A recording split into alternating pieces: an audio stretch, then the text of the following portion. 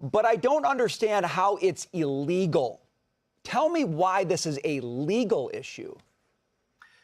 Yeah, so when you have a monopoly and you create a monopoly by assembling all this power and control to dictate a certain standard of how you're going to spend that money, that's not a free market. The Sherman Act does not allow that. So that's illegal. There's different rules and standards when you're a monopoly. And what the World Federation of Advertisers has done is they created a monopoly to basically tell a monopoly to tell all these advertisers how they should spend money based on certain speech. So you can't use the First Amendment in a way by having a monopoly to dictate how you're going to deploy funds. This is harmful to their advertisers. It's harmful to the Rumble creators, and it's basically there's a completely different set of rules when you're a monopoly, and that's how you have to look at this.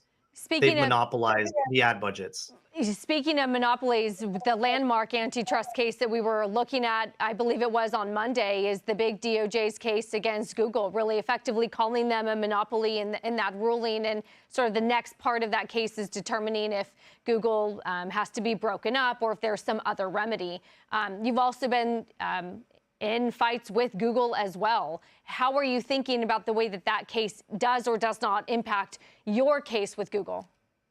So we have two antitrust cases with Google. The first case which we filed in 2021 survived motions to dismiss by Google. Google tried to dismiss the case. The judge denied all their assertions, and that's in discovery. And that's with respect to search preferencing and mobile apps. And it's very similar in many ways to the current DOJ ruling that we saw just the other day.